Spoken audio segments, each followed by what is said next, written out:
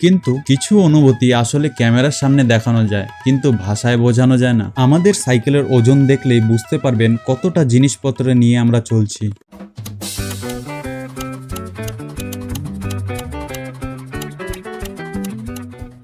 সুপ্রভাত বন্ধুরা, পশ্চিমবঙ্গ থেকে সাইকেল নিয়ে ভারত ভ্রমণের 199তম দিনে আপনাদেরকে স্বাগত জানাই হিমাচল প্রদেশ থেকে। সামনে আসামের ভাইয়ের টেন্ট আর পাশে আমার টেন্ট।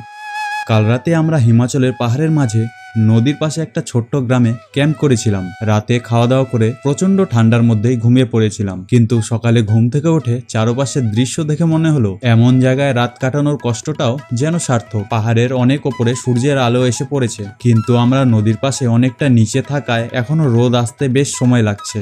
আর নিচে তাকালেই দেখা যাচ্ছে পাহাড়ের বুক চিরে বয়ে চলা নদীটা। সকালের ঠান্ডায় এক কাপ গরম চা খেয়ে এবার আমাদের রওনা হতে হবে সিমলার উদ্দেশ্যে। পাহাড়ি রাস্তা, তার উপরে সাইকেলে এত ভারী জিনিসপত্র, তাই আজকের পথটা যে সহজ হবে না সেটা আমরা জানি। তবুও নতুন নতুন জায়গা আর অভিজ্ঞতা দেখতে দেখতে এগিয়ে চললাম।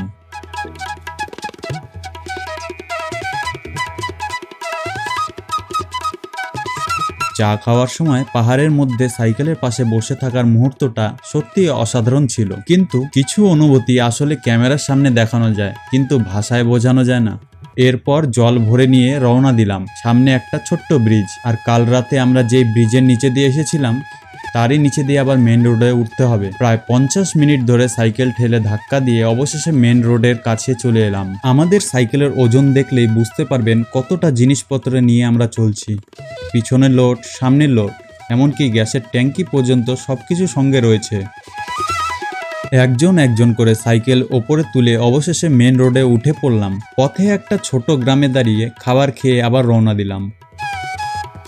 কিছুটা এগোতেই সামনে পেলাম সুন্দর একটা জায়গা, আই লাভ হিমাচল লেখা। সেখানে একটু ঘুরে পাহাড়ের সৌন্দর্য উপভোগ করলাম।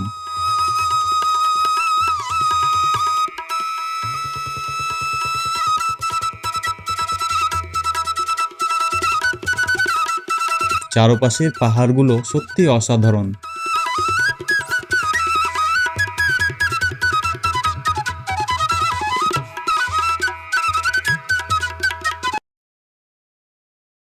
আরও কিছুটা এগিয়ে একটা দোকানে দাঁড়িয়ে কফি খেলাম।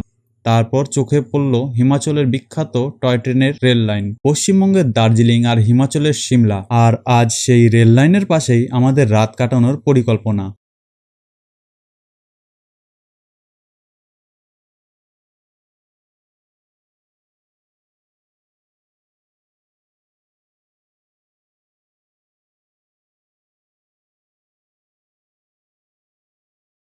টেন্ট লাগানো শেষ।